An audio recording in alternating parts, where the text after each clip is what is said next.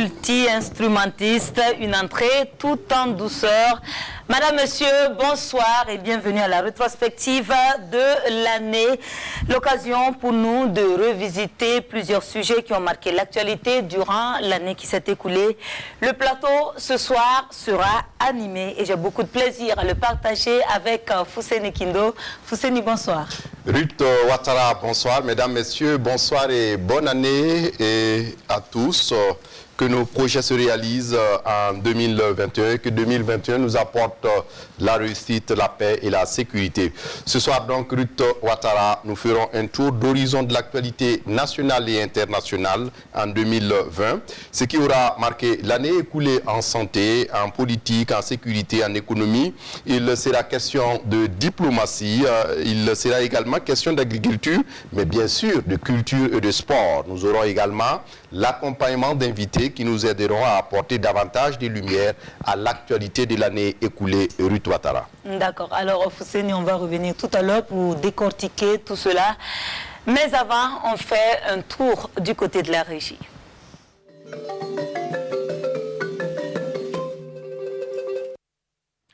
Voilà donc nos balaphonistes qui se retirent. Fousseni Kindo, on va y aller donc avec la rubrique santé. Faut-il encore le répéter, le coronavirus a été l'actualité marquante pour ce qui concerne la santé pour l'année 2020. Effectivement, 2020 aura été une année éprouvante pour le système sanitaire burkinabé. C'est le 9 mars que le pays enregistre officiellement ses 2 premiers cas de Covid-19. Le Burkina Faso devient ainsi le 4e pays d'Afrique de l'Ouest à être touché après le Nigeria, le Sénégal et le Togo. Très vite, les 2 patients sont mis en quarantaine au centre hospitalier de Tengango pour limiter la propagation de la maladie. Mais le ver est déjà dans le fruit. Ainsi, le 15 mars, le pays enregistre 20 personnes testées positives au Covid-19. La situation devient préoccupante. Le gouvernement prend alors des mesures drastiques dès le 16 mars. Fermeture des établissements scolaires, suspension des liaisons terrestres et aériennes à l'exception du fret, couvre-feu de 19h à 5h du matin, fermeture des marchés, bars, restaurants, lieux de culte, restriction des rassemblements et du transport public, déclaration de l'état d'alerte sanitaire, mise en quarantaine des villes touchées. Ouagadougou, Bobo-Dioulasso, Boromo, Dédougou. Le premier décès est notifié par les services de santé le 18 mars. La maladie à coronavirus met le système sanitaire burkinabé à rude épreuve. Pour faire face à la pandémie, un plan de riposte d'un coût de plus de 9 milliards de francs CFA est élaboré.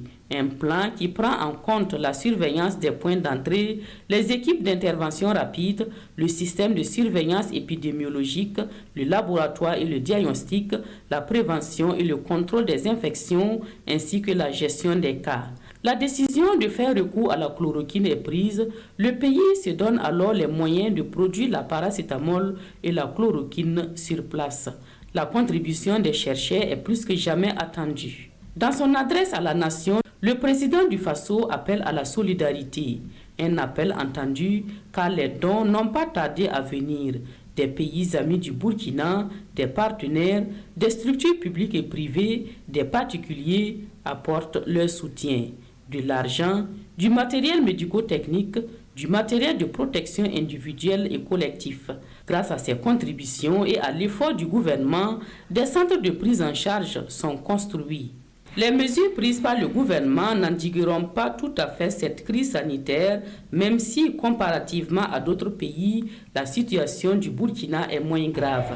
Le nombre de cas cumulés à la date du 9 avril, soit un mois après la déclaration de la maladie, est de 484, dont 27 décès et 155 cas actifs. Bonne nouvelle, le Centre des opérations de riposte aux urgences sanitaires Chorus annonce lors de son point hebdomadaire du 1er mai que le Burkina Faso a atteint le pic de la maladie avec une tendance à la baisse la semaine du 6 au 12 avril 2020, date à partir de laquelle le nombre de cas par jour est descendu en deçà de 100, voire moins de 50. Le 11 septembre, le pays atteint un deuxième pic. 193 nouveaux cas sont enregistrés, dont 189 élèves de l'ENAM partis en formation au camp Ouézin Koulibaly à Bobo Dioulasso. Pour de nombreux Burkinabés, la maladie est loin derrière nous. Les plus sceptiques ne croient pas à son existence au Burkina Faso. L'on constate un relâchement dans le respect des mesures barrières et sanitaires jusqu'au 6 décembre où le pays se réveille avec 103 nouveaux cas. Le nombre de personnes testées positives au Covid-19 ne fait que grimper. Le nombre record depuis la déclaration de la maladie est atteint le 17 décembre avec 221 nouveaux cas enregistrés en 24 heures, portant le nombre total de cas confirmés à 4832 contre 3062 à la date du 3 décembre, soit 1770 nouveaux cas en 2 semaines. Il y a donc une résurgence inquiétante de la maladie avec la naissance de nouveaux foyers et l'autorité n'écarte pas l'éventualité d'un confinement selon l'évolution de la situation. Un autre virus qui a éprouvé le système sanitaire en 2020, celui causant la poliomyélite. Le pays connaît donc depuis le mois de janvier une épidémie de poliomyélite. Le premier cas est déclaré le 5 janvier dans le district sanitaire de Ouarglaï, dans le centre-est. Une nouvelle forme peu virulente que celle dite sauvage, mais tout de même contagieuse et pouvant produire les mêmes effets si elle n'est pas prise en charge à temps. À ce jour, 12 régions sont touchées avec 49 cas. Le ministère de la Santé a donc élaboré un plan de riposte incluant l'organisation de campagnes de vaccination des enfants de 0 à 59 mois et la surveillance des paralysies flasques aiguës pour trouver d'éventuels cas en vue d'interrompre la chaîne de transmission du virus. Le paludisme et la dengue sévissent également au Burkina Faso, surtout pendant la saison pluvieuse. Au cours de l'année qui s'achève, le gouvernement et ses partenaires n'ont ménagé aucun effort dans la lutte à travers notamment la sensibilisation, la pulvérisation et les campagnes de chimioprévention du paludisme saisonnier au profit des enfants de 0 à 59 mois. Une cible qui a également bénéficié avec les femmes enceintes de la gratuité des soins. Voilà, le Covid-19, on en reparle avec justement depuis mars 2020 à ce jour. Le Burkina totalise 6 940 personnes touchées, dont 2 550 femmes et 4 390 hommes. 5 253 guérisons et malheureusement 86 personnes décédées. Et à ce jour, donc, 1601 cas sont actifs. L'occasion, une fois de plus, pour le gouvernement d'attirer l'attention sur le respect des mesures préventives afin de briser la chaîne de transmission. Fousseni Kindo, nous avons également quelques chiffres au plan international. Tout à fait. Le Covid-19 qui n'est pas que seulement au Burkina, c'est une pandémie. Et au plan international, dans le monde entier, au jour d'aujourd'hui, nous avons plus de 84 838 000 personnes infectées, avec 47 740 000 personnes guéries et malheureusement 1 839 622 personnes qui sont décédées de cette maladie. Et parmi ces décès, on peut en citer des personnalités et pas des moindres. Manu Dibango, le saxophoniste camerounais, Pape Diouf, le roi de Soul Makossa, voilà, le roi de Soul Makossa, Pape Diouf, président de l'Olympique de Marseille. Exactement. Il y a l'Italien Sergio Rossi. Quand on parle de chef de Rossi, les chaussures de luxe, vous en connaissez. Il y a également Soumaïla Cissé, le chef de file de l'opposition politique au Mali. Il y a Orlus Mabele, le roi du Soukous. Et puis il y a Pierre Nkurunziza également du Burundi et bien d'autres. John Jerry Rawlings, voilà, Ghana. exactement, qui sont décédés de cette maladie. À présent, on va poursuivre avec la prochaine étape de cette rétrospective de l'actualité nationale et internationale de 2020 et nous retournons vers la régie.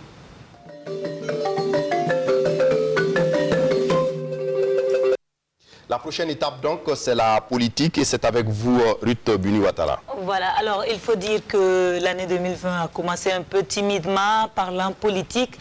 pour après se concentrer justement dans le mois de novembre avec les grosses échéances électorales, les législatives, la présidentielle et bien sûr l'investiture du chef de l'État. Certains partis politiques ont également connu des bisbilles durant l'année 2020. Quand on prend le cas du CDP, il a fallu le recours à la justice en tout cas pour trancher et puis mettre de l'ordre à certains niveaux. Et c'est toute cette actualité que nous revoyons avec Sébastien Zongo. Roch-Marc Christian Kaboré, réélu président du Faso dès le premier tour, avec 57,74% des voix, près de 42 points devant Eddy Komboego, deuxième avec 15,54%, troisième Zéphiré Diabré avec 12,46% des voix et 10 autres candidats à l'élection présidentielle de 2020, dont une femme. Concernant les législatives, la Cour constitutionnelle proclame 56 députés pour le Mouvement du Peuple pour le Progrès, 20 pour le Congrès pour la démocratie et le progrès, 13 pour le Nouveau Temps pour la démocratie, 12 pour l'Union pour le progrès et le changement. La couronne de chef de file de l'opposition passe ainsi de l'UPC au CDP. Et sur 136 partis et formations politiques en compétition pour les 127 sièges de l'hémicycle, seulement 15 seront représentés à la future Assemblée nationale. Ces résultats définitifs légitimes, ceux de la Commission électorale nationale indépendante, faisant oublier les doutes notamment sur le processus de compilation des résultats. Oublier également les doutes sur le fichier électoral levé par un audit d'une commission d'experts internationaux. Ces résultats qui ont reçu la reconnaissance des perdants sont la suite d'une campagne électorale au début timide, mais par la suite bien animée par les états-majors des partis et formations politiques, avec des stratégies qui vont du porte-à-porte aux grandes mobilisations jusque dans les stades, et les attaques et contre-attaques étaient aussi verbales. Hakuna Matata.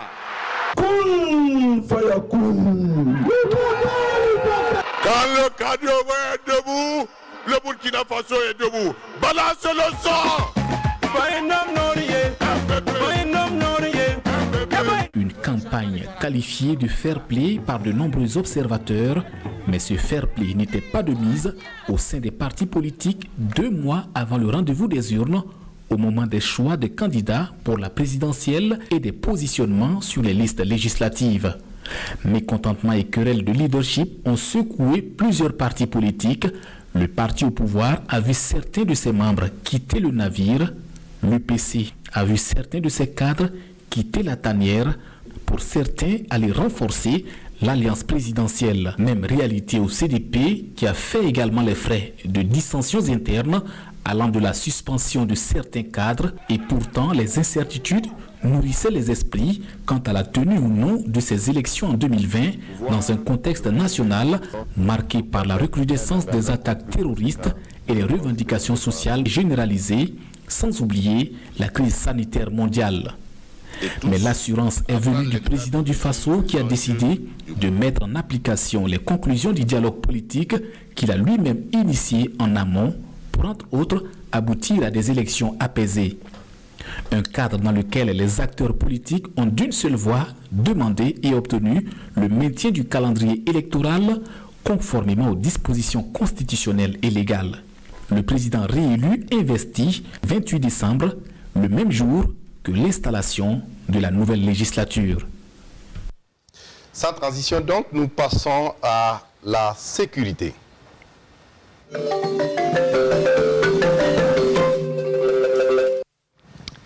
Voilà donc, Fousseni Kindo, l'année a commencé très difficilement pour nos forces de défense et de sécurité avec des attaques à tous azimuts, mais très vite les choses se sont retournées parce que nous avons vu que le Burkina a commencé à engranger des résultats. Tout à fait, l'agenda 2020 des forces de défense et de sécurité est dominé donc par la lutte contre le terrorisme amorcé depuis les premières attaques de 2015 pour mieux mener donc le combat. 2 états-majors naissent, un à Kaya et l'autre à Fadan-Gourmand pour traquer au mieux sur place les forces du mal. Des moyens conséquents sont mis à la disposition des forces de défense et de sécurité, appuyés dans leur mission par les VDP, les volontaires pour la défense de la patrie. 2020, Ruth Ouattara, les forces de défense et de sécurité ont donc enregistré moins d'attaques en dehors de quelques embuscades. On fait le point d'horizon avec Draman Guéné. 2020 aura été l'année de la montée en puissance des forces de défense et de sécurité. Après 5 ans de lutte contre le terrorisme, les FDS se sont adaptés à cette guerre asymétrique. Au sommet de l'État, la loi portant organisation de la défense nationale votée crée 2 états-majors tactiques de véritables bataillons antiterroristes dirigés par des officiers supérieurs. L'état-major tactique numéro 1 basé à Kaya et le numéro 2 basé à Fadan-Gourmand. Cette configuration de l'armée crée des ramifications pour un bon maillage du territoire national. Des bases d'appui consolidées installées dans les zones sensibles, chacune dotée de plusieurs relais, les détachements. Le territoire est quadrillé, les FDS se dotent d'équipements de dernière génération et même des moyens aériens. Aujourd'hui, si nous n'arrivons pas à faire quelque chose, ce n'est pas la faute de quelqu'un, ça serait de notre faute. Je puisse vous l'affirmer, avec les équipements, avec les moyens qu'on a, en tout cas, nous pouvons atteindre toutes les frontières du Burkina Faso pour appuyer les unités qui sont sur le terrain. Le 21 janvier 2020, l'Assemblée nationale adopte la loi portant institution des volontaires pour la défense de la patrie, les VDP. L'armée est autorisée à recruter des civils locaux pour appuyer la politique de sécurisation du pays. En septembre 2020, le président du Faso prend un décret de création du 14e régiment interarmé basé à Djibo dans le Sahel. L'armée retourne à Djibo, l'administration publique reprend du service dans la ville. Grâce à ces différents dispositifs, les FDS sont portés sur l'offensive. Plusieurs opérations de restitution de la quiétude sont menées sur beaucoup de fronts.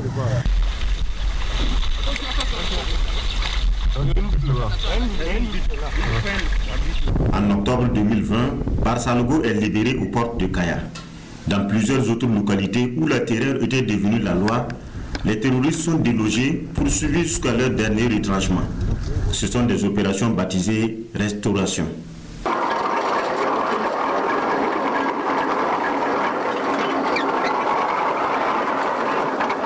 Les bases des forces de défense et de sécurité sont devenues des forteresses imprenables. Sauf quelques embuscades, les explosifs déposés sur les axes sont la plupart détectés et désamorcés sans dégâts. Les terroristes acculés se livrent à des actions de désespoir. Ils s'attaquent à des civils aux mains nues. En février 2020, les terroristes ont fait irruption dans le marché de l'Amdamol dans le Sénou.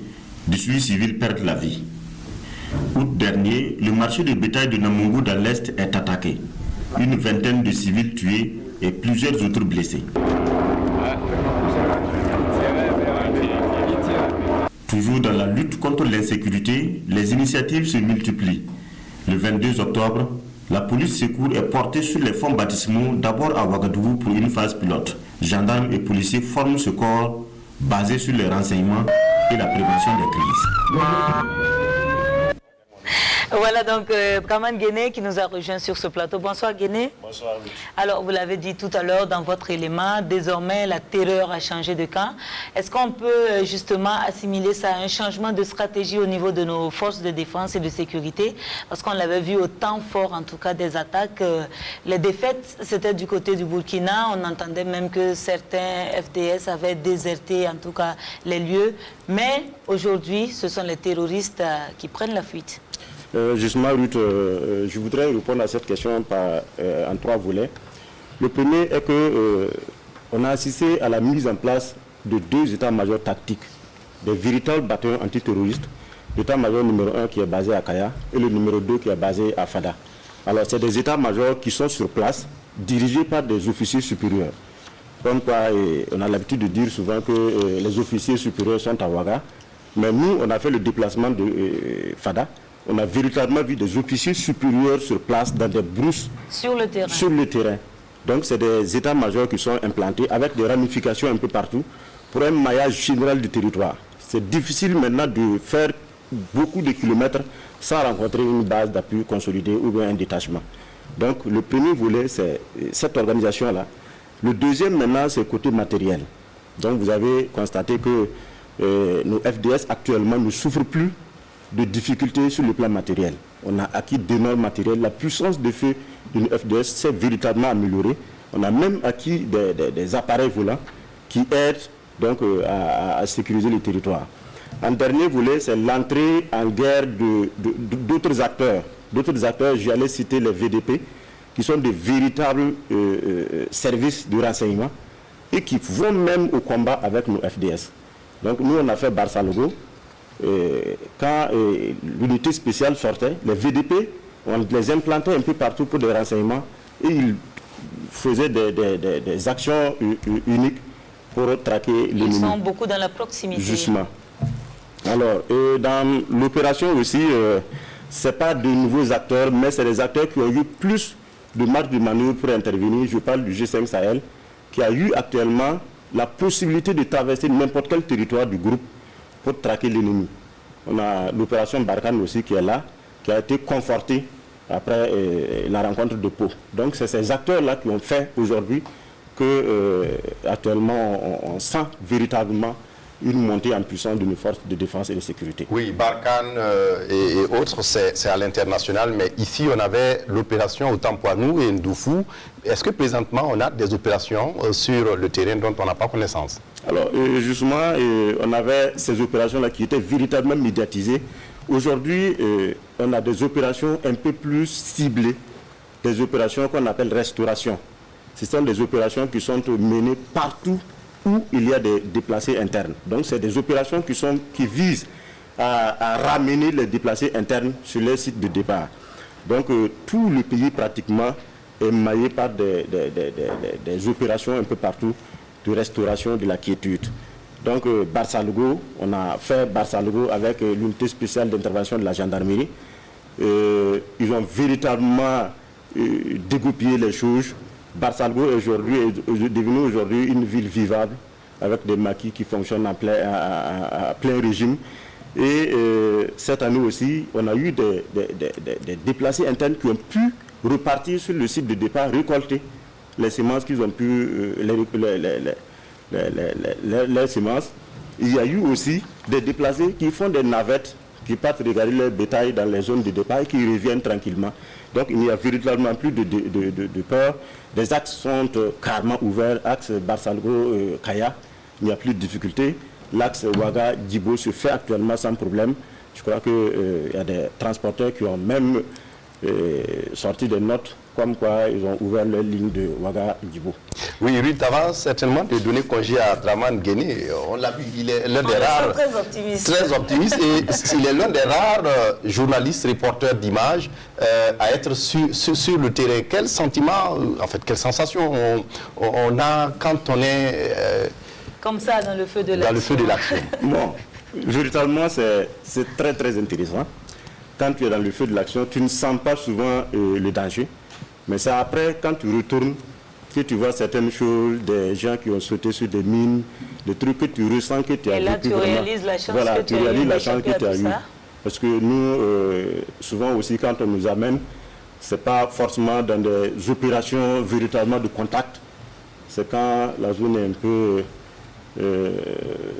oui, bien sûr, il ne faut pas aussi gêner le mouvement des forces de défense et de sécurité. Alors, Draman Guéné, je le disais tout à l'heure, on vous sent très, très optimiste, avec de belles perspectives. Est-ce que, à vous entendre, on a l'impression que la guerre est déjà gagnée? Bon, justement, comme on le dit, c'est une guerre asymétrique. L'ennemi n'est pas visible, donc ce n'est pas une guerre qui est finie actuellement.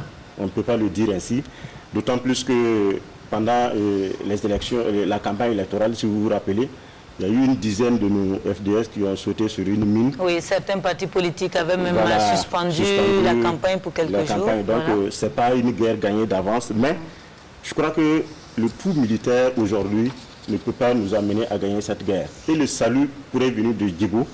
Djibo, pourquoi? Actuellement, il y a eu une ébauche de négociation à Djibo, des communautés à la base qui ont négocié avec leurs enfants, leurs fils, qui ont pris les armes entre-temps, qui ont négocié avec eux et qui sont revenus à la région, qui ont déployé les armes. Je crois que ce genre de négociations entre communautés, si ça s'étale aux politiques, aux religions, au culturel, je crois que ça pourrait être notre salut aujourd'hui. Si on vise cette piste-là, en 2021, ça pourrait être le salut du Burkina. Et là, il faudrait en tout cas s'appuyer sur l'éventualité que cette repentance soit sincère. Justement. Voilà. Alors, on va accompagner Draman Guéné pour qu'il se retire avec la flûte de Maître Diouf, Dioufo Traoré, notre musicien ce soir.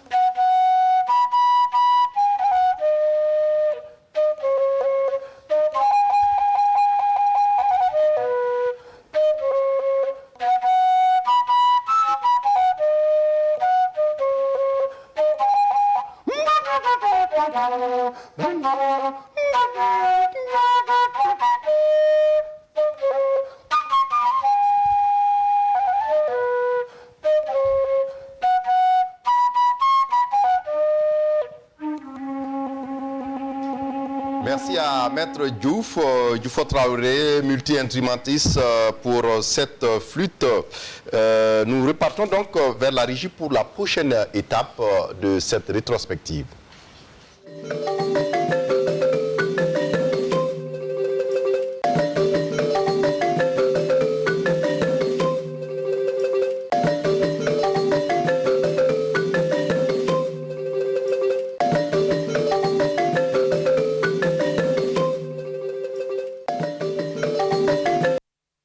La prochaine étape, donc, Ruth Ouattara, dominée par l'économie mis à rude preuve par la pandémie du Covid-19. Tout à fait, Fousseni Kindo. Alors, il faut dire que le premier trimestre de l'année a été impacté très négativement dans tous les secteurs d'activité économique.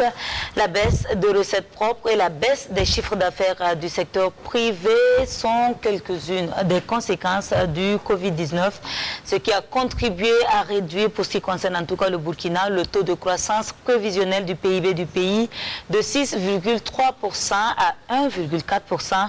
Le fait marquant dans cette crise est surtout la décision du chef de l'État de soutenir les entreprises du pays avec un fonds de 100 milliards de francs CFA.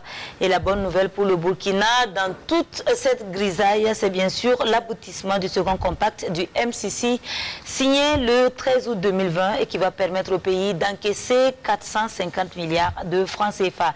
On revient donc sur les péripéties au niveau économique de l'année 2020 avec Momoni Soubeiga. Avec un budget qui s'établit en recettes à 2233 milliards de francs CFA et 2549 milliards de dépenses, le budget de l'État exercice 2020 prévoyait de mobiliser 1895 milliards de francs CFA de recettes propres. Un budget qui sera au final exécuté dans la douleur. Et pour cause, un certain Covid-19 s'invite à partir du mois de mars 2020 au pays des hommes intègres. Il bouscule l'ordre économique mondial et national avec ses cortèges de conséquences. Fermeture des marchés, fermeture des restaurants, fermeture des frontières, mise en quarantaine des villes et le couvre-feu viennent aggraver la situation. On assiste à un ralentissement des activités économiques des secteurs tertiaires comme le commerce, le transport et les services financiers. Ce qui va engendrer un manque à gagner inestimable dans plusieurs secteurs d'activité. Partout, les chiffres d'affaires dégringolent. Certaines entreprises se voient obligées de fonctionner à minima et d'autres mettent les les clés sous les paillassons. Et la conséquence directe est la réduction des salaires et parfois des pertes d'emploi. Le taux de croissance tendancielle du PIB au préalable tablé à 6,3% sera revu à la baisse à environ 1,4% en fin octobre 2020, soit une perte de 4,9%. Nous sommes conscients que les mesures que nous prenons pour freiner au regard de la menace des effets pervers de la maladie sur les économies, le chef de l'État, Roch-Marc Christian Kaboré, prend des mesures drastiques pour faire face à la crise. Il annonce 394 milliards de francs CFA pour faire face à la pandémie et 100 milliards pour redonner du souffle aux entreprises en difficulté et surtout sauver les emplois. Une autre conséquence de la maladie à Covid-19 est la baisse des recettes propres du budget de l'État. Ainsi donc, les recettes mobilisées en fin octobre 2020 se chiffrent à 412,9 milliards de francs CFA contre 526,7 milliards en 2019 au même mois, soit une baisse de 7,5%. Malgré ces contre-performances, le gouvernement a poursuivi sa politique d'investissement, notamment la construction des routes, des écoles, des centres de santé et autres infrastructures socio-économiques. Le secteur privé, au final, a su rester résilient face à la crise. Les sociétés minières, bien qu'impactées, ont également maintenu le cap sans arrêt. En dépit du contexte difficile, 2020 a vu aussi la création de nouvelles entreprises. Sur l'ensemble du territoire national, on note la création de plus de 14 000 entreprises, soit 9 000 entreprises individuelles et 5 000 entreprises détenues par des personnes morales comme des sociétés commerciales et les groupements d'intérêt économique. L'un des faits majeurs au plan économique et financier à noter également, c'est bien la signature le 13 août 2020 du second compact de Millennium Challenge Corporation pour le compte du Burkina Faso, d'un montant de 450 milliards de francs CFA. Cette aide du peuple américain va permettre d'accroître l'offre énergétique du pays les années à venir. Et selon les spécialistes, le taux de croissance pourrait remonter à 5,6% en 2021 au Burkina Faso. Voilà, et pour parler justement de cette actualité économique, nous avons sur notre plateau le docteur Seglaro Abel Somé, secrétaire général du ministère de l'économie, des finances et du développement. Docteur Somé, bonsoir. Bonsoir madame. Alors, vous l'avez entendu tout à l'heure dans le compte rendu qui a été fait au niveau donc de l'actualité économique. Le Covid a eu un impact en tout cas sur pas mal d'activités au Burkina. Comment est-ce qu'on peut évaluer cet impact-là sur notre économie? Merci. L'impact qu'on peut mesurer de façon nette au niveau macroéconomique, vous l'avez un peu indiqué. Il y a eu un impact très net sur la croissance économique, dans ce sens qu'aujourd'hui, nous avons les dernières prévisions, les derniers chiffres nous donnent une croissance de 2,5% en 2020. Vous l'aviez dit, on s'attendait à 6,3% sans Covid en scénario tendanciel. Et surtout, on a réalisé 5,7% en 2019. Donc il y a 2,8 points d'écart qu'on peut donc quantifier comme étant dû à l'effet Covid. Par rapport à donc, 2019, ça nous fait 3,2 d'écart. Donc en réalité, nous avons ici une économie qui se retrouvait un peu plus résiliente, comme ce qu'on attendait. Il y en a même qui avaient prévu une croissance négative ou nulle. Et en vérité, le secteur primaire s'est très bien comporté. Il a eu une croissance de 6,3% grâce à une bonne pluviométrie, alors qu'il avait progressé de 1,7% en 2019. Donc, par contre, le secteur secondaire, il s'est ralenti. Il est ressorti à 3,1%, alors qu'il avait une meilleure progression en 2019. Et enfin, surtout le secteur tertiaire qui s'est effondré, lui, il est ressorti de façon négative, moins 0,2%. Et là, ce sont les mesures de lutte contre la propagation du virus qui ont entraîné le fait que le sous-secteur de l'hébergement et de la restauration a beaucoup reculé. Et avec l'annulation des grandes manifestations, comme le CIAO, la SNC, etc.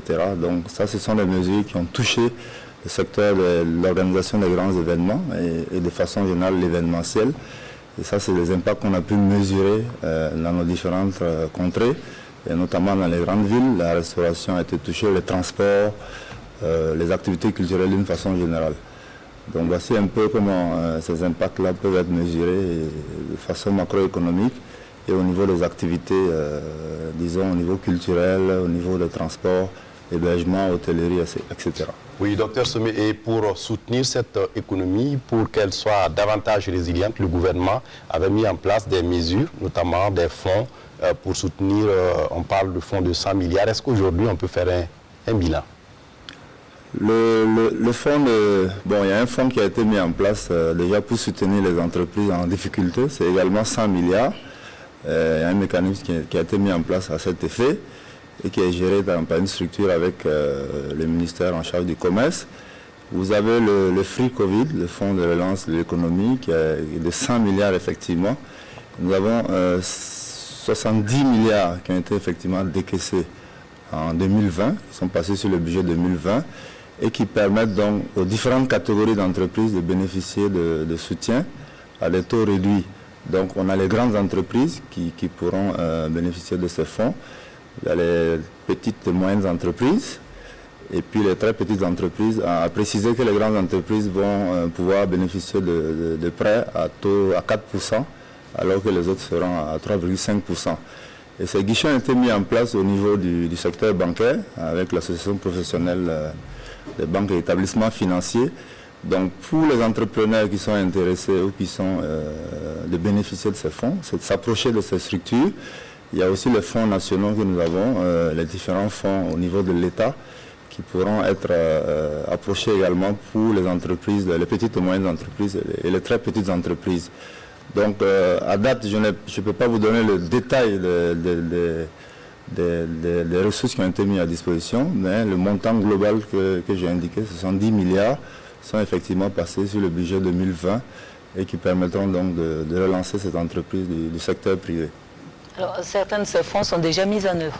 Tout à fait. Et est-ce que vous avez le sentiment que l'objectif est atteint avec la mise en œuvre de ces fonds? Alors, ça va se mesurer dans le temps, parce que ça, ce sont des mesures qui sont mises en place aujourd'hui. Et donc, dans le cadre de la relance de l'économie, on pourra les mesurer progressivement avec le budget 2021 qui va se mettre en œuvre. Je pense qu'avec dans les mois à venir, on pourra mieux mesurer ces effets. Je pense qu'ils seront positifs obligatoirement avec l'activité qui reprend et les contraintes qui ont été desserrées au niveau des mesures de limitation de l'activité économique. Dans les secteurs que j'avais indiqués notamment, vous avez tous vu que les transports ont repris, les activités ont repris sous certaines conditions, mais je pense que ce sont des éléments qui permettront de relancer effectivement l'économie. D'accord. Alors, on a constaté que pour cette année 2020, au niveau de votre département, vous avez mis en œuvre un certain nombre, en tout cas, de fonds, de plateformes, de fonds pas du tout, mais de plateformes électroniques dans la mise en œuvre de certaines décisions, des innovations. Est-ce qu'aujourd'hui, vous avez la possibilité d'évaluer, en tout cas, l'impact de ces innovations que vous avez mises en place? Oui, bon, déjà de façon intuitive. Et la plateforme e-Syntax, elle est bien utilisée? Elle est utilisée, elle est fonctionnelle. Toutes les grandes entreprises utilisent cette plateforme. Les moyennes entreprises, c'est quasiment fait. Vous avez des entreprises plus petites qui sont, c'est un peu plus difficile.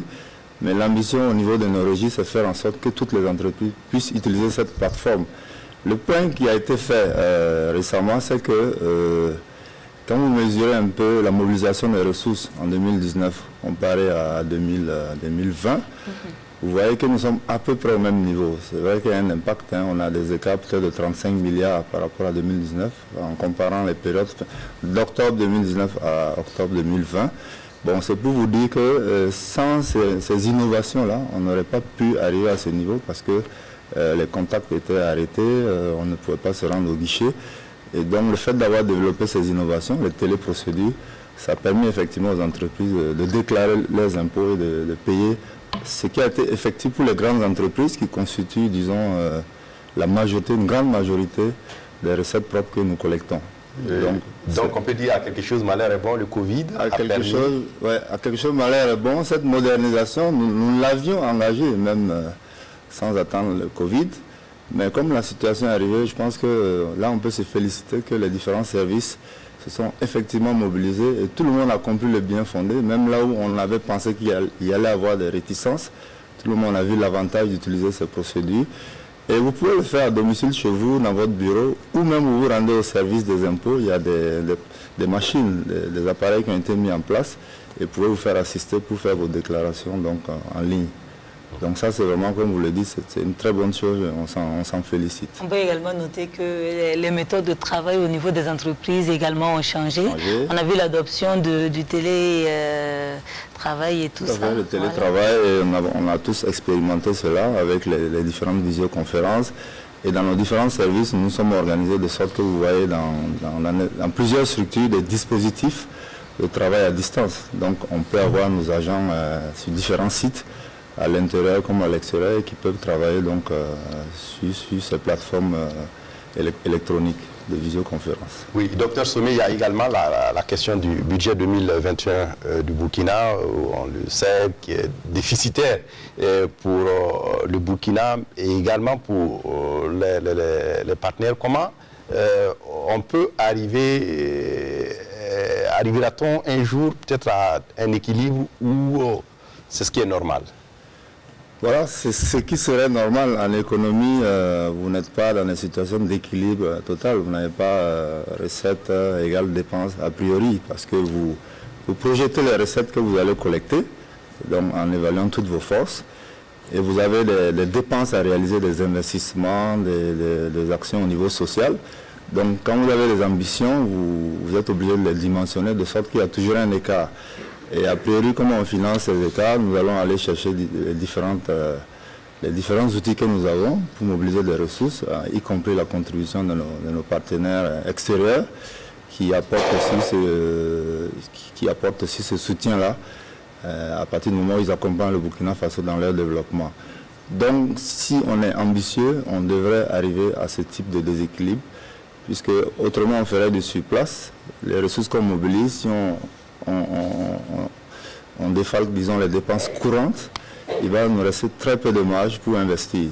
Or, c'est l'investissement justement qui amène la production de la richesse nationale et nous avons besoin d'aller chercher des ressources. Et donc, ce n'est pas mauvais dans la mesure où ce sont des investissements qui vont être productifs et à terme, on pourra avoir des retours plus importants. Et je pense que si vous voyez tous les efforts qui sont faits, les années à venir, on pourra mieux apprécier la mobilisation des ressources. Vous allez voir les bons qui pourront se faire sous hypothèse, Covid-19 maîtrisé, situation sécuritaire normalisée, remous sociaux beaucoup moindres. Et bon, je pense qu'on aura beaucoup plus de performances.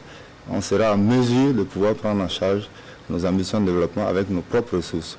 Mais a priori, ce n'est pas négatif de penser qu'il y a un déséquilibre quand on adopte le budget. D'accord. Alors, Hussein Ekindo, c'est sur ces mots qu'on va refermer l'entretien avec le docteur Soumé. Merci de nous avoir rejoints pour cette rétrospective. Cap donc sur la prochaine étape.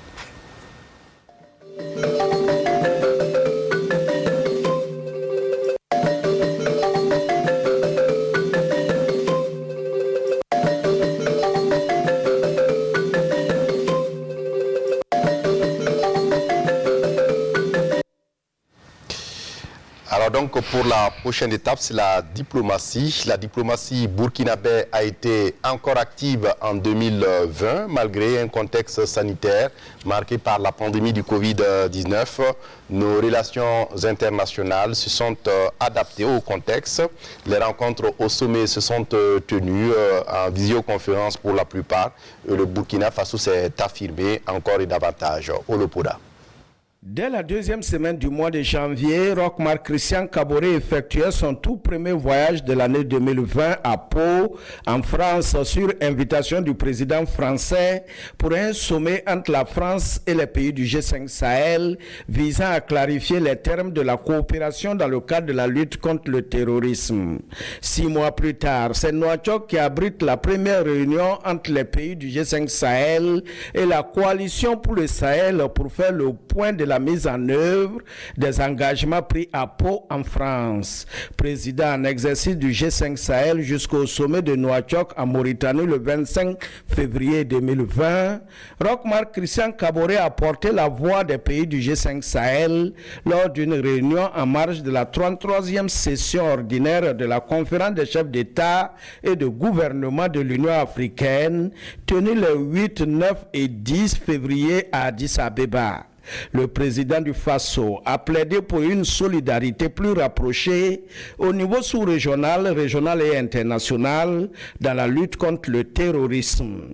Une diplomatie active, intelligente et efficace, reconnue et saluée par ses pairs en février 2020 à Nouakchott lorsque le président du Faso passait la main à son homologue de la République islamique de Mauritanie, Mohamed Ould Cheikh El Ghazouani. Tous ces pairs sont unanimes. Roch-Marc Christian Kaboré a su, au cours de son mandat, assurer le positionnement du G5 Sahel sur l'échiquier diplomatique continental et international. Sous son leadership, le G5 Sahel a relevé de nombreux défis avec des avancées à la hauteur des enjeux de l'heure. Mais Roch-Marc Christian Kaboré ne se limite pas qu'à la question sécuritaire. Redorer l'image du Burkina à l'international, le président du Faso en a fait son credo. Le 27 janvier, il a effectué une visite d'amitié et de travail à Abu Dhabi, aux Émirats arabes unis, avec pour effet induit la signature de plusieurs accords dans divers domaines de développement. Était aussi écrit dans l'agenda du chef de l'État la diplomatie orientée vers l'expression de la solidarité entre voisins. Au lendemain du coup d'État militaire du 18 août 2020, qui a vu la chute du président Ibrahim Boubacar Keïta, Roch-Marc Christian Kaboré et ses pairs de la CEDEAO se sont fortement impliqués dans la résolution de cette crise malienne. Désigné champion de la CEDEAO pour la libre circulation des personnes et des biens, le président Kaboré a été mandaté par ses pairs pour une sortie diligente des crises occasionnées par la fermeture des frontières du Nigeria avec ses voisins du Niger et du Bénin. Et il est de coutume pour le président Kaboré de mettre à profit ses participations aux grandes rencontres pour mobiliser des partenaires techniques et financiers et plaider la cause du Burkina Faso. Une offensive diplomatique qui sera quelque peu retardée par la maladie à coronavirus. Mais cette maladie n'a entamé en rien la détermination du chef de l'État à faire entendre la voix du Burkina Faso dans le Conseil des Nations. Face à cette pandémie, l'outil digital de réunions à distance a fait place aux rencontres physiques présidentielles. On note la participation par visioconférence du chef de l'État à la 75e Assemblée générale des Nations unies. Grâce à la magie des technologies de l'information et de la communication et malgré la COVID-19, le président du Faso a assuré la participation de son pays à plusieurs instances internationales consacrées aux questions sécuritaires, sanitaires et de développement. Voilà, le Burkina Faso qui a cravaché dur pour s'imposer au plan diplomatique. On va y aller avec la régie pour la prochaine rubrique.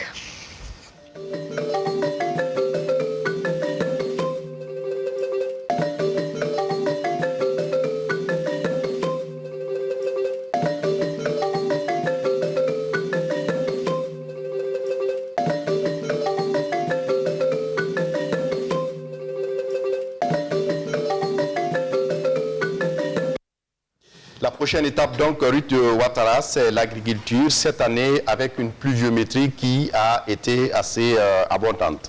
Voilà, alors il faut dire que la pluviométrie a été bien répartie dans le temps et dans l'espace, avec toutefois une installation tardive, les Burkinabés l'ont constaté.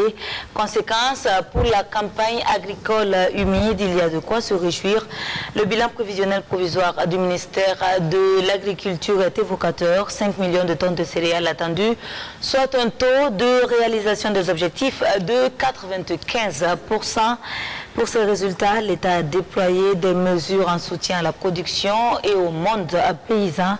On l'a vu avec donc la subvention au niveau des engrais. Alors au plan environnemental, l'année 2020 a vu la 26e COP sur le climat Glasgow 2020 reportée. Pandémie du Covid-19 oblige. On revient sur tout ceci avec Ernest Kambiré. En 2020 et sur le plan agricole, la bonne pluviométrie enregistrée et surtout bien repartie dans le temps et dans l'espace, avec toutefois une installation tardive, est et restera l'essentiel de ce qu'il faut retenir. Résultat, pour la campagne agricole humide qui s'achève, il y a de quoi être satisfait. Le bilan prévisionnel provisoire du ministère en charge de l'agriculture est évocateur. 5 300 000 tonnes de céréales attendues, soit un taux de réalisation des objectifs de 95%. Pour atteindre ces objectifs de production, l'État burkinabé, à travers le ministère en charge de l'agriculture, a déployé un certain nombre de mesures d'accompagnement. Des équipements et intrants agricoles en soutien au monde paysan. 31 000 tonnes d'engrais minéraux, près de 13 000 tonnes de semences améliorées, une centaine de tracteurs équipés pour plus de 5 000 équipements à traction animale, entre autres.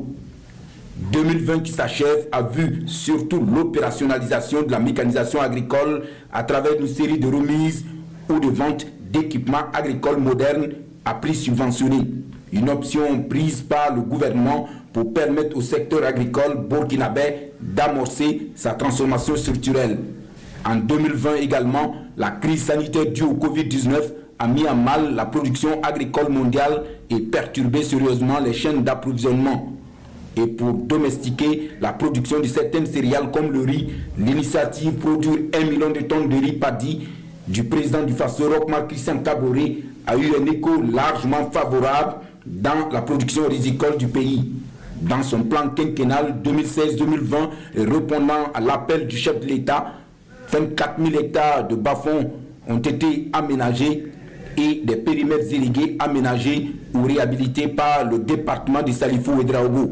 En plus, une vingtaine d'unités de transformation ont été installées pour accompagner les acteurs, sans oublier les différents mécanismes financiers dédiés au secteur agricole. Au plan environnemental, 2020 qui s'achève a vu la 26e conférence annuelle de l'ONU sur le climat ou COP26 de Glasgow reportée. Pandémie du Covid-19 oblige. Ernest Kambiré qui nous rejoint sur ce plateau. Bonsoir Ernest. Bonsoir Ruth. Alors on va parler du déroulement de la campagne avec un peu plus de détails. Qu'est-ce qu'on doit retenir? Oui, ce qu'il faut retenir pour la campagne agricole humide qui s'achève, d'abord elle s'est bien déroulée. Elle s'est caractérisée par une bonne pluviométrie, bien répartie dans le temps et dans l'espace. Donc ça c'est déjà quelque chose. De l'autre côté, il faut... En 2020, on a senti un engagement, j'allais dire, un peu plus particulier des acteurs. Alors, au niveau des acteurs, au niveau, j'allais dire, du département en charge de l'agriculture, des services d'encadrement, ils se sont beaucoup plus mobilisés. C'est vrai qu'au niveau agricole, on a eu la chance, la pandémie s'est déclarée et on avait encore 2 mois pour mettre en place la campagne agricole. Donc ça a donné déjà des indications. Alors, donc, et tout de suite, les gens se sont préparés. Certes, le développement rural de façon générale au niveau national et international a été marqué aussi impacté par le Covid. Mais chez nous, en Afrique, particulièrement au Burkina, alors ça n'a pas joué un peu sur la production agricole. Résultat, bon, en termes de production, alors il faut dire que cette campagne qui s'achève là, en termes de prévision, même si les chiffres ne sont pas encore validés, alors on parle d'environ 5 300 000 tonnes, donc c'est encore à valider, mais c'est quand même une bonne campagne, une campagne au plan en tout cas de la production céréalière bien acceptable, en attendant bien sûr que les chiffres soient officiels. Alors ce qui est sûr, c'est que les 45 provinces ne seront pas excédentaires.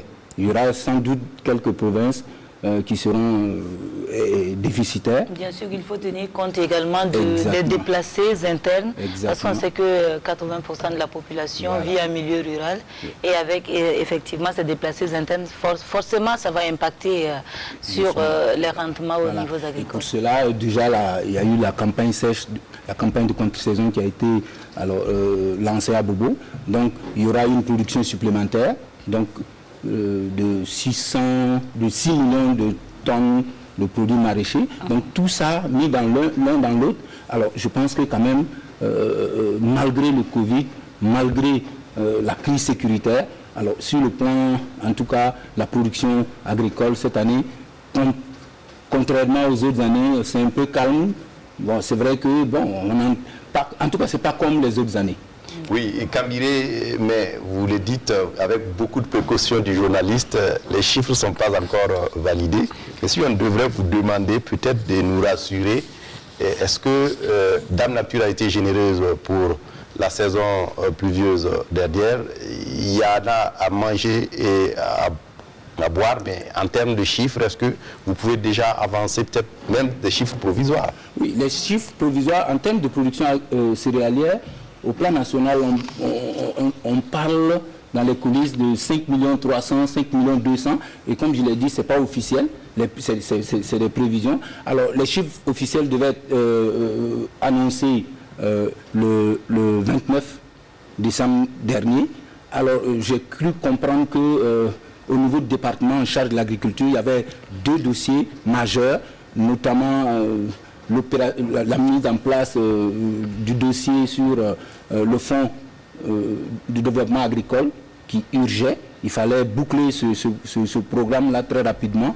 Et il y a aussi un programme du chef de l'État, 1000 tracteurs qui seront acquis pour la campagne 2020-2021. Donc tous ces 2 dossiers-là et bien d'autres ont fait qu'ils étaient obligés de reporter l'annonce officielle des chiffres. Donc on attend ça dans les jours à venir, mais en tout cas, pour le moment, malgré la situation sécuritaire, on peut dire que il faut conserver maintenant ce qu'on a produit, parce que l'autre problème qu'on a aussi, c'est que faut éviter que ça sorte, parce que les autres, il y a le Covid, les autres n'ont pas, si les autres n'ont pas produit, ils vont venir acheter, les frontières sont poreuses, donc il faut être beaucoup regardant sur la circulation des céréales. Donc la maîtrise des stocks. Tout à fait. D'accord. Alors Ernest, tout au long de l'année, il a aussi été question du programme 1 million de tonnes de riz paddy. Il a aussi été question de renforcement de la mécanisation agricole. Vous en avez parlé tout à l'heure. Alors aujourd'hui, qu'est-ce qu'on peut faire comme bilan de toutes ces initiatives? Oui, c'est vrai que ces 2 programmes qui existaient bien avant. Alors le programme présidentiel 1 million de tonnes de riz, l'initiative, c'est depuis 2017. Mais Covid-19 oblige. Bon, c'est comme si la pandémie est venue réveiller les acteurs. Et tout de suite, c'est vrai qu'avec quelques actions de communication, ce programme-là a vu l'adhésion des producteurs. Et en tout cas, ce qu'on peut dire, on a vu sur le terrain des producteurs engagés. Et on a vu aussi que l'utilisation des TIC cette année au niveau de l'agriculture, l'expérimentation des TIC, ça a apporté un plus. Et la mécanisation agricole aussi, on a vu avec l'acquisition de 109 tracteurs par l'État burkinabé, et aussi les conseils régionaux, les projets et programmes ont mis la main dans la pâte, et tout ça réuni en termes de mobilisation. En tout cas, on a vu des acteurs très mobilisés sur le terrain. Ce qui est sûr, l'initiative 1 million de tonnes de riz, on n'a pas encore fait le bilan, mais une chose est sûre, c'est qu'en termes d'augmentation de la production de riz, les chiffres ne sont pas officiels, mais ce qui est nu, c'est en nette augmentation. Je me réserve vraiment de rentrer dans les détails, parce que rien n'est, c'est des chiffres, c'est des chiffres, j'allais dire, assez, j'allais dire un peu difficile à manipuler. Donc, avancer, tout à fait. Avancer, merci à vous, Ernest Kambiré, notre monsieur agriculture et monde rural à la rédaction de la télévision du Burkina, pour vous accompagner. Certainement, on vous accompagne avec la chora de Maître Diouf. Dufour Traoré, le multi-instrumentiste, avant la prochaine étape.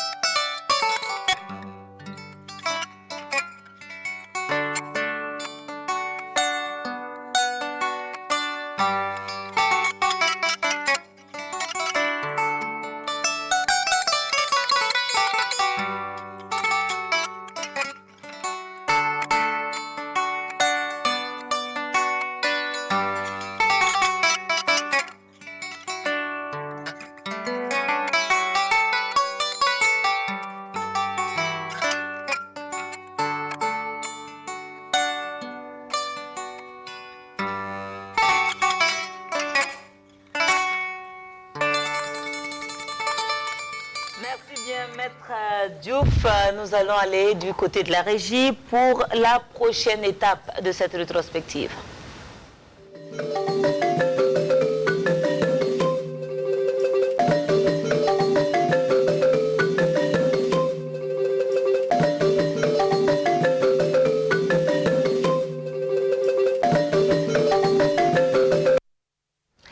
Et comment faire une rétrospective sans la culture? Fousseni Kindo. Tout à fait. En culture, cette année, la Semaine nationale de la culture n'a pas pu se tenir. Des spectacles et autres tournées à l'international du fait du Covid-19 également. Le secteur culturel n'a jamais été autant éprouvé qu'en 2020. On voit tout cela avec Amadou Marcel Tau avant de revenir sur ce plateau. Nous amène, on est fatigué. Coronavirus, 2020, année moins reluisante pour le secteur de la culture burkinabé. Crise sanitaire oblige, notamment le Covid-19, de nombreux rendez-vous culturels sont reportés, suspendus ou tout simplement annulés. La Semaine nationale de la culture SNC, le Salon international de l'artisanat de Ouagadougou Siao, les 20 ans de Koundé,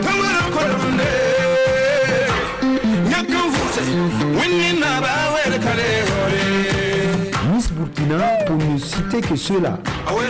Des concerts reportés et pire encore, l'interdiction de communion au grand public, laissant les artistes dans le désarroi. Conséquence, des salles de spectacle et de cinéma et autres endroits touristiques ont dû fermer boutique cette année. L'année 2020, c'est par ailleurs l'année de toutes les formes de résilience au plan culturel. Et c'est désormais sur les réseaux sociaux qu'acteurs et téléspectateurs communiquent. Donc restez connectés avec une forme de résilience, d'autant plus que les productions artistiques de 2020 sont orientées vers la lutte contre le coronavirus.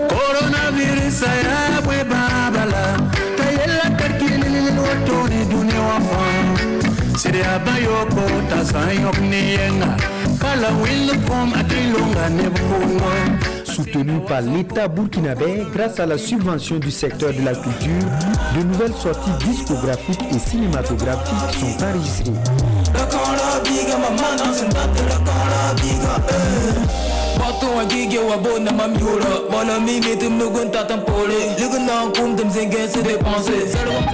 Je suis la culture. Culture qui unit les fils de la nation, culture qui nous réunit aujourd'hui sur ce site. Les mises atypiques de Koudougou 2020, les récréatrales, dialogue de corps, ou encore le Salon international du prêt-à-porter africain de Ouagadougou, SIPAO, ont tenu leurs promesses malgré la crise sanitaire avant que la campagne électorale ne vienne mobiliser la crème de la musique burkinabé, souvent peut-être une année difficile pour l'expression de la culture au Burkina.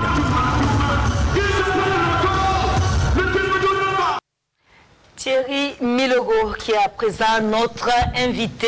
Il est le président de la Commission nationale des arts, président du comité de gestion du Fonds exceptionnel de soutien aux acteurs de la culture, président du comité national d'organisation de la SNC 2020. Un homme donc qui est au fait de l'actualité culturelle. Bonsoir, monsieur Milogo. Bonsoir. Alors, la culture burkinabé est durement éprouvée, en tout cas cette année, avec le Covid-19. Oui, absolument. Mais bon, avant de répondre à cette question, je voulais d'abord présenter mes voeux à l'ensemble des Burkinabés de l'intérieur et des Burkinabés de l'extérieur, mais aussi mes voeux à l'ensemble des acteurs culturels qui, malgré le contexte très difficile, ont su, par la résilience, permettre à cette culture-là de survivre. C'est vrai que le secteur est touché, durement touché, mais aussi quand on regarde tout ce qui s'est passé durant l'année, on a compris qu'on a du potentiel culturel et culturel dans notre pays parce que nos artistes n'ont pas baissé les bras. Ils n'ont pas baissé les bras. J'ai particulièrement participé à pas mal d'activités culturelles en tant qu'invité. J'ai vu comment les gens, malgré le contexte, malgré quelquefois la modicité des moyens, ils se sont investis pour donner ce plaisir culturel à la population. Oui, et on l'a vu, la SNC qui n'a pas pu se tenir, ça peut être un peu un regret pour le président du comité d'organisation que vous êtes. Oui, absolument, c'est vrai qu'on aurait bien voulu donner, comme je l'ai toujours dit, l'une des SNC, qu'on va dire, la plus innovante possible pour cette 20e édition. On avait commencé à préparer cette SNC avec la plus grande énergie. On avait pris des résolutions de faire en sorte qu'aucun artiste ne dorme dans une école. On avait mis en place des projets innovants pour cette SNC-là, culture éthique, ce qui ne s'était jamais produit. C'est vrai que ne pas pouvoir l'organiser, c'est assez frustrant, mais on comprend aussi le contexte parce que on était à 2 semaines de la manifestation quand il y a eu les premiers cas de Covid au Burkina, ne sachant pas comment la maladie allait évoluer sur le plan mondial. Il était quand même de bon temps que les autorités prennent des dispositions pour limiter en tout cas la propagation. C'est vrai que c'est regrettable, mais je pense que c'est assez compréhensif. Maintenant que la maladie, on semble connaître son potentiel, c'est peut-être de regarder comment peut-être en 2021, là, on peut éventuellement donner cette SNC à la population. Tout à fait. Quand on sait qu'un peu vers la fin de l'année, on a pu, même si c'est un minimum, pouvoir organiser des manifestations comme les récréatrales ou encore dialogue de corps avec le Festival international de danse. Vous êtes également le président du comité de gestion de fonds exceptionnels de soutien à la culture et on l'a vu, le secteur de la culture n'a jamais été aussi éprouvé que cette année 2020 et finalement, est-ce qu'on peut avoir un bilan peut-être de ce fonds? Est-ce que ça puisse servir à quelque chose? Non, je pense que il faut d'abord noter que le secteur a été touché déjà avant que Corona n'arrive. Parce que vous voyez, chaque fois qu'il y avait des attaques terroristes et qu'on déclarait des journées de deuil national, en fait, c'est toujours le secteur de la culture qui payait les pleins pots. C'est-à-dire deuil national, 112 heures, c'est-à-dire les maquis, les bars, l'annulation, les spectacles. En fait, les artistes ont commencé à vivre durement cette culture-là depuis ce moment-là. En plus, Corona est venu. C'est vrai, ce qui a permis d'amortir le choc, c'est aussi le soutien que le chef de l'État a apporté. Effectivement, le secteur a bénéficié d'1,250 milliard, ce qui a permis aux acteurs de pouvoir présenter des projets. Il y a eu 2 ou 3 niveaux de soutien. Le premier soutien a été apporté directement à ce qu'on appelle les artistes membres de BBDA, qui ont reçu directement de l'argent pour accompagner. Il y a eu aussi des artistes membres de BBDA, même s'ils ne sont pas encore payés, mais ils le seront dans les jours à venir, qui ont bénéficié d'un soutien direct en termes monétaires. Il y a eu également des projets, notamment le projet Relance, qui ont été, où les fonds ont été débloqués, tout a été débloqué pour permettre aux gens de pouvoir reprendre les activités, de pouvoir financer leurs activités. Et à ce jour, je peux vous dire que pratiquement 90% de ces fonds ont été utilisés déjà pour soutenir les secteurs, ce qui a permis vraiment aux artistes de pouvoir passer cette année-là avec quand même des activités culturelles qui ont été menées réellement sur le terrain. Et c'est exceptionnel, hein. Je ne sais pas, comme on dit, est-ce que c'était les capacités de résilience. J'ai même l'impression qu'il y a eu plus d'activités cette année qu'en 2019, parce que quand j'ai vu le programme, aussi bien à Ouaga, à Bobo et dans les autres régions, il n'y a pas eu une région qui n'a pas eu d'activité culturelle majeure cette année. Mais les artistes également qui ont joué un rôle majeur, notamment dans la sensibilisation contre la maladie. Ah oui, c'est pour ça qu'il dit notre résilience est liée aux artistes, mais les gens ne se rendent pas compte parce que quand il y a eu Covid et que tout a été fermé, on a demandé aux gens de rester à la maison. Alors pour rester à la maison, il faut écouter de la musique. La résilience, c'est encore la culture qui permet de faire ça. Il faut lire un livre, c'est la résilience. Il faut regarder un film. C'est encore de la résilience. Effectivement, les artistes ont contribué, ils ont fait des chansons pour sensibiliser. Il y en a même qui ont donné des films gratuitement, quand vous prenez le cas des acteurs du cinéma, pour permettre aux télévisions de diffuser, de pouvoir les diffuser et faciliter la résilience des populations. Je pense que les artistes, bien que touchés, ils ont quand même su apporter de la résilience en sensibilisant, en mettant leur création à la disposition de la population pour faciliter également cette résilience-là. Tout comme les artistes aussi ont payé un peu un lourd tribut avec ce Covid-19, Manu Dibango, que nous avons perdu. C'est malheureux, nous avons en tout cas une pensée pour tous ces artistes qui sont partis du fait de Covid-19. Il y a eu Manu Dibango, Orlus Mabélé, il y a eu quelques artistes aussi dans la sous-région, même un peu chez nous. Nous avons une pensée en tout cas pour tous ces artistes-là qui sont partis, pour toutes ces personnes d'ailleurs qui ont été affectées ou touchées ou emportées par la maladie à coronavirus, qui était un phénomène nouveau sur le plan mondial, mais encore plus pour nous. Mais heureusement, comme j'ai dit, la capacité de résilience a permis encore une fois de faire face à la maladie. Il est vrai qu'on ne sait pas quand est-ce qu'on va sortir du Covid-19, mais il y a le FESPACO 2021 également qui se pointe à l'horizon. Tout le souhait qu'on puisse l'atteindre. C'est vrai, c'est un événement qui doit se tenir en février. Je n'ai pas encore toutes les informations, mais bon, est-ce qu'aujourd'hui, au regard de l'évolution de la maladie sur le plan, puisque le FESPACO est un événement international, est-ce qu'au regard de l'évolution de la maladie à coronavirus à travers le monde, est-ce qu'on aura la possibilité d'avoir tous les acteurs du monde du cinéma à l'international, est-ce qu'on pourra les avoir pour participer? Le monde globalement connaît non seulement une crise sanitaire, mais connaît aussi une crise économique. Est-ce qu'économiquement, puisque le FESPACO est énormément soutenu aussi par l'économie extérieure, est-ce qu'économiquement aujourd'hui, on est sûr qu'on pourra avoir les ressources nécessaires pour organiser un FESPACO digne de ce nom?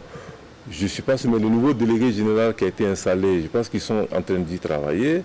Mais pour moi, je pense qu'au regard en tout cas de ce qui se passe sur le plan mondial, peut-être qu'il serait bien de voir comment décaler de quelques mois pour permettre en tout cas à la nouvelle équipe qui a été installée il n'y a pas longtemps de pouvoir s'organiser, mais aussi permettre que sur le plan mondial, puisqu'il y a une campagne de vaccination mondiale qui a commencé, que voilà, on puisse élargir cette campagne et permettre aux gens de se déplacer entre les pays pour participer éventuellement au FESPACO. D'accord. Alors, Fousseni, je vais quand même demander un mot à M. Milogo sur le secteur touristique.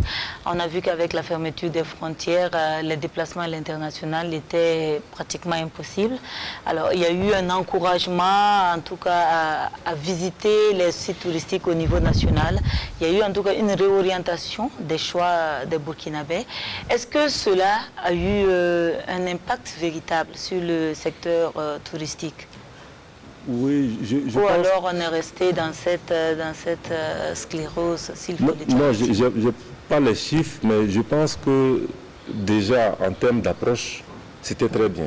Parce qu'on disait aux gens, le tourisme interne, il fallait favoriser, il fallait le permettre. Mais je pense que cette année, c'était une année exceptionnelle quand même, où j'ai vu pas mal de personnes se sont déplacées exceptionnellement sur des sites touristiques. Mais le problème souvent, ce n'est pas seulement les sites touristiques, c'est aussi les hôtels. Parce que quelle fréquentation on met dans les hôtels, comment on fait tout ça, comment les hôteliers peuvent faire leur résilience, est-ce qu'ils ont aujourd'hui, ils arrivent à amortir le fait que ce tourisme interne seul ne peut pas faire vivre les hôtels. Tout ça, c'est vraiment des problèmes qu'il faut regarder. Il y a eu même des campagnes de promotion. Hein. Je crois que le ministère de la Culture est arrivé à négocier avec les hôtels pour avoir des remises entre 20 et 30%. Des réductions de certaines taxes. Voilà, tout à fait. Mais globalement, je pense que c'était très dur, mais je pense que les hôteliers ont plus ou moins, ils sont arrivés plus ou moins à tirer les épingles du jeu, parce que je me rappelle qu'il y a des hôtels, quand on partait à Bobo, c'était plein. Il n'y avait pas de place, il fallait chercher de la place ailleurs. Les sites touristiques, notamment vers Banfora, je sais qu'énormément de personnes sont allées découvrir ces sites-là. Ça, c'était vraiment bien. On a un pays qui a une richesse extraordinaire en matière de tourisme, en matière de sites touristiques.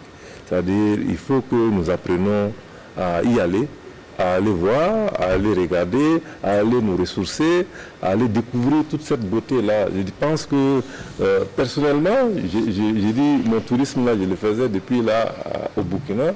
Je ne peux pas comprendre qu'on puisse aller aussi... C'est vrai qu'il fallait découvrir l'extérieur, mais quand on a du potentiel chez soi qu'on n'a pas regardé, je pense qu'il faut aller regarder. C'est vraiment quelque chose qu'il faut encourager. Le tourisme est touché, mais je crois qu'au niveau du gouvernement, à travers les 100 milliards qui a été donné, je pense qu'on a demander à ceux qui pouvaient monter des projets pour être soutenus à ce niveau-là, de pouvoir déposer leurs dossiers. Merci à vous Thierry Milogo. Je rappelle que vous êtes le président de la Commission nationale des arts. Vous êtes également le président du comité de gestion du Fonds exceptionnel de soutien à la culture et par ailleurs président du comité national d'organisation de la SNC 2020 et vous étiez là certainement pour commenter cette actualité culturelle de 2020 avec nous. Merci d'être venu. À présent, la prochaine étape de cette rétrospective.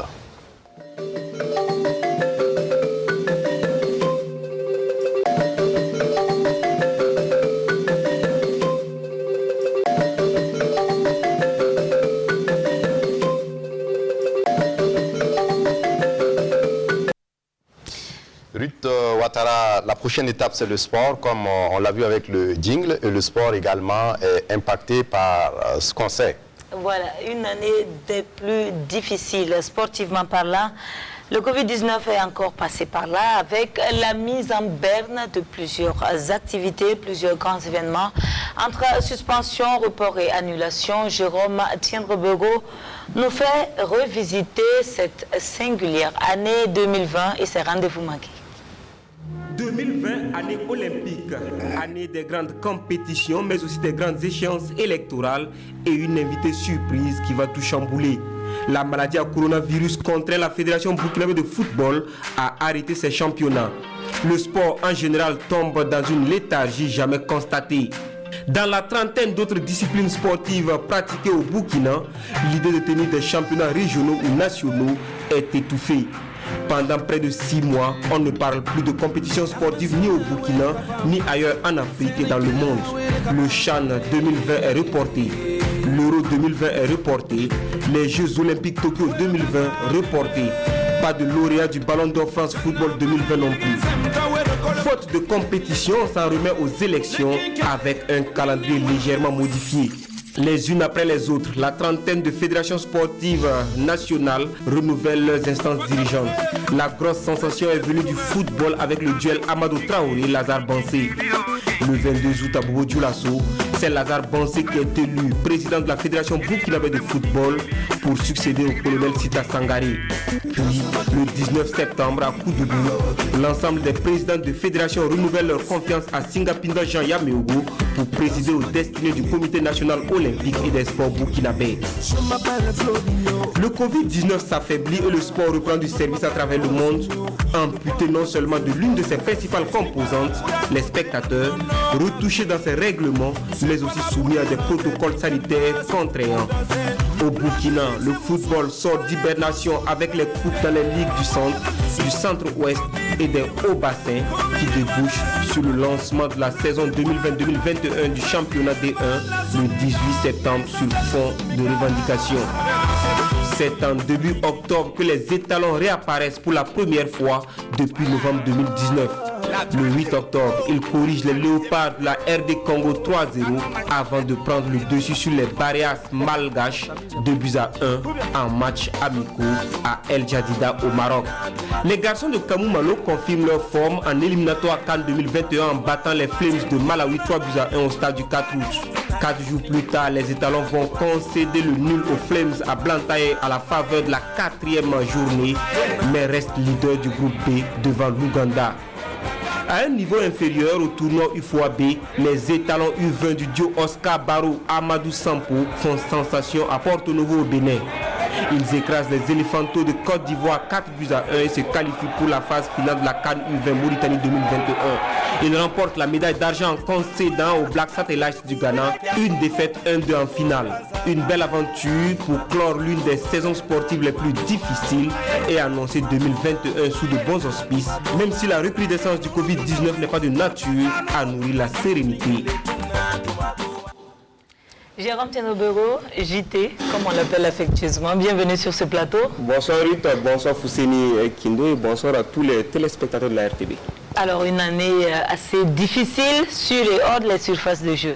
Oui, bien sûr, comme on a vu, ce qui s'est passé, beaucoup d'événements donc annulés, certains reportés, d'autres carrément suspendus.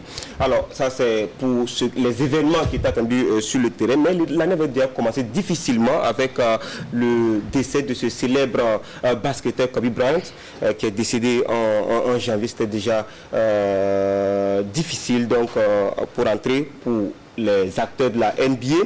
Et après, le Covid est venu, il y a eu pas mal de désagréments et aussi des décès aussi liés à cela. Il y a le président de la Fédération ivoirienne de football qui en est décédé et c'était vraiment difficile, un coup dur pour cette fédération-là qui a des difficultés déjà sur le plan organisationnel. Également, on a déploré le décès de la légende du football argentin et mondial, j'allais dire, Diego Armando Maradona qui est décédé donc courant de cette année. Également pour les acteurs du sport en général, il y a eu pas mal de difficultés parce que vous vous souviendrez que de mars à août, pratiquement, il n'y a pas eu d'activité sur les terrains. Du coup, pas mal d'acteurs sont retrouvés dans le dur, même au Burkina Faso. Je sais qu'il y a quand même certains confrères qui ont perdu leur gagne-pain. Voilà, parce qu'il n'y a plus de production sportive et quand on est dans le privé, c'est pas toujours évident. Au niveau à l'international, pour la presse sportive, l'AIPS a pu tenir in extremis son congrès, 83e congrès à Budapest en Hongrie, donc la GSB a pu participer. Ça c'était vraiment in extremis. Juste après, il y a eu cette crise-là qui a bloqué tout sur donc les terrains et comme vous l'avez dit, en dehors des terrains également. Oui, Jérôme Tiendrabego, le sport c'est le domaine de l'action, c'est le domaine de l'émotion, c'est le domaine des sensations et cette année on l'a vu, une élection très médiatisée au niveau de la Fédération burkinabé de football. Ça veut dire que les choses ont changé peut-être? Oui, on peut dire qu'il y a une certaine démocratie qui souffle sur le sport burkinabé en général et le football en particulier, parce que de par le passé, on sait qu'il n'y avait jamais eu une élection aussi serrée, aussi disputée que celle qu'on a connue cette année avec déjà 6 candidats, c'est une pluralité. Et aussi, après, il y a eu une espèce de second tour, on va dire ça comment, parce qu'après, il y a eu une décantation naturelle qui s'est faite et puis finalement, c'est Amadou Traoré, Lazare Bansé, ça a tenu vraiment en haleine les observateurs de la scène footballistique nationale et avec à l'arrivée la victoire de M. Lazare Bansé, qui va donc présider au destiné du football burkinabé pour les 4 années à venir. Il y a également la suspension de Ahmad, certainement. Oui, vous savez, c'est un dossier qui ne date pas d'aujourd'hui, mais c'est quand même assez, j'allais dire, inédit qu'on puisse arriver à une telle situation avec le patron du football africain. L'affaire avait commencé depuis l'orée de la CAN 2019, à laquelle le Burkina n'avait pas participé en Égypte. Et finalement, on arrive à une suspension. D'abord, la CAF qui avait été mise sous tutelle avec pas mal de difficultés qu'elle a connues, mais on espère que d'ici là, les choses vont rentrer dans l'ordre, puisqu'il y a des élections qui s'annoncent pour mai prochain. Et en Côte d'Ivoire, il y avait aussi la question de Drogba quand même qui a oui, vous savez, les élections en Côte d'Ivoire qui sont arrivées à un blocus parce que finalement, Didier Drogba qui n'avait pas pu réunir les parrainages nécessaires donc, pour être candidat. On était arrivé à un blocage et finalement la FIF qui est mise donc sous tutelle. Donc, ce qui n'est pas une situation intéressante, mais on espère qu'on va trouver une solution donc, pour pouvoir sortir de cette situation-là pour le bonheur du football ivoirien. D'accord. Alors, Jérôme, dans ce contexte, qu'est-ce qu'il faut envisager comme perspective? Alors, en termes de perspective, vous savez que la maladie a évolué. À un moment donné, les gens ont trouvé les voies et moyens pour pouvoir s'adapter, pour reprendre le sport. C'est pas que... c'est vrai qu'à un moment donné, il y avait quand même une certaine baisse donc, de la maladie, mais après une recrudescence, mais ça n'a pas empêché quand même certaines activités sportives de pouvoir se tenir, même si, comme ça a été dit dans le reportage, on s'est adapté. D'abord, quand vous regardez le football, on sait que le sport par nature, c'est le public aussi qui fait le sport, mais aujourd'hui, on interdit donc des jeux à huis clos. Voilà, des jeux à huis clos, ce qui n'est pas de nature à faire grandir le sport, mais on est en train de trouver les moyens pour ne pas arrêter justement le sport. Et les événements ont repris et pour l'année 2021 qui vient de commencer, il y a des échéances sur le plan national, africain et international donc qui vont arriver. Il y a l'UFOA-B. L'UFOA-B, c'est donc les pays, vous savez, la CAF est divisée en plusieurs sous-régions. Il y a l'Afrique de l'Ouest qui est la plus grande, qui est divisée en 2 régions, UFOA-A et UFOA-B. Et le Burkina a participé à l'UFOA-B des juniors en étant classé 2e. C'est une très bonne performance. Et l'UFOA-B des cadets, qui va donc commencer, ça va se tenir du 5 au 19 janvier. Les cadets ont quitté le Burkina aujourd'hui donc pour Lomé, où la compétition va se disputer. 24 jeunes étalons ont été choisis donc pour représenter le Burkina. Il y a également le CHAN, le championnat d'Afrique des nations de football, qui va se tenir du 16 janvier au 7 février. C'était cette compétition réservée aux locaux qui évoluent dans le championnat domestique. On a la chance que la liste est tombée aujourd'hui. La liste donc de Seydou Zerbo Koul est tombée aujourd'hui. On va donner donc aux téléspectateurs 33 joueurs parce que, comme j'ai dit, on s'adapte véritablement à la situation. On partait avec une liste de 23-24, mais aujourd'hui, la CAF a permis qu'on élargisse à 33 parce que parmi ceux qui ont été retenus, il se peut qu'il y ait des joueurs testés positifs. Donc, on va avec un effectif assez élargi. Voilà, en cas de voilà. Et donc, les 33 sont Babayoure Sawadogo du RCK, Farid Ouedraogo de l'USFA, Ben Idriss Traoré de l'AS Sonabel, Abdoulaye Zongo de l'Étoile filante de Ouagadougou, Herman Nikiemo de Salitas, Amadou Zon de Kozaf, Soumaïla Ouattara de Raïmo, Moumouni Compaoré de l'USFA, Issouf Soso de l'ASFA, René Zongrana de l'USFA, Samien de Salitas, Issaka Ouedraogo de l'AS Sonabel, Ismaël Ouedraogo de l'AS Douane, Ibrahim Touré de l'EFO, Mustapha Ouedraogo Asfa Yenenga, Ousmane Diané de l'ASFA Yenenga, Kalfa Dikema Salitas, Ferdinand Ouedraogo RCK. Ilias Tiendrebego Uzo, Ahmed Belem Raïmo, Abdul Karim Bagia Majestic, Clément Pitropa USFA, Sekou Sidibé ASFB, Claver Tiendrebego AS Sonabel, Aziz Kadeba Vitesse FC, Yannick Pounogo, Étoile Filan de Ouagadougou, Abaka Traoré, Salitas, Roland Sanou, Royal FC, Ibrahim Sari, Asfa Yedenga, Ibrahim Kone AS Sonabel, Abdallah Sana AS Douane, Assami Sansan Da AS Douane, Mohamed Lamine Ouattara AS Sonabel. Donc il faut rappeler juste que le Burkina est dans la poule poule A pardon, en compagnie du Mali, du Zimbabwe et du pays organisateur est le Cameroun.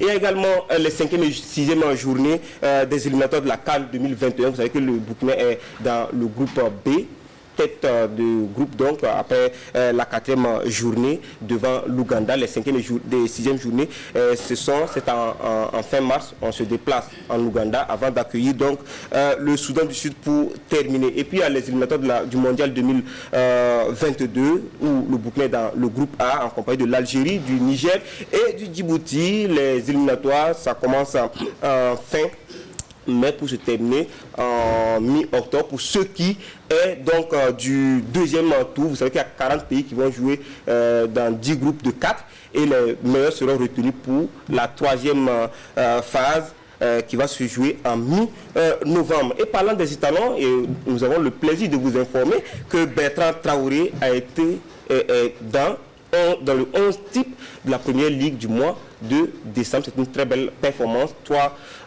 buts et une passe décisive lors de ces 4 derniers matchs. Et les Jeux Olympiques 2020, il était plus de 5 minutes. Oui, on va finir rapidement. Vous savez que voilà, c'est une année olympique et les Jeux Olympiques ont été reportés. Finalement, ça va se disputer, ça c'est toutes les disciplines, hein, vous le savez très bien, et ça va se jouer, j'allais dire, du 23 juillet au 8 août 2021. On appelle ça toujours JO 2020 pour rester. Donc, et puis, bon, il y a le Tour du Faso qui va se tenir.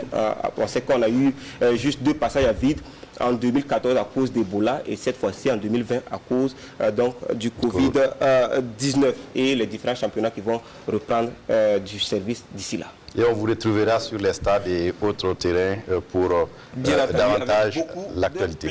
Merci à vous, Jérôme Tiendrebego. À présent, la prochaine étape de cette rétrospective.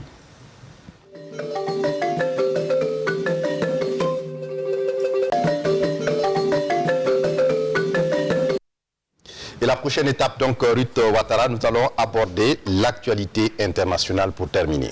Voilà, donc, Fousteni Kindo, actualité internationale, on va bien sûr parler de la présidentielle américaine, du rapprochement Israël et certains pays arabes ou encore les mouvements de lutte antiraciste aux USA. Quelques éléments qui ont marqué l'année 2020 et qui sont désormais rangés dans l'histoire. Mais bien évidemment, à l'international également, le Covid-19 a pris le pas sur toutes les autres actualités et a impacté les grands rendez-vous et l'actualité économique. L'international en mode rétrospective avec Vincent Kendrobego. Voici un des tableaux illustratifs de l'année 2020. Des avions cloués au sol, une activité économique mondiale qui tourne au ralenti si elle n'est à l'arrêt par moment.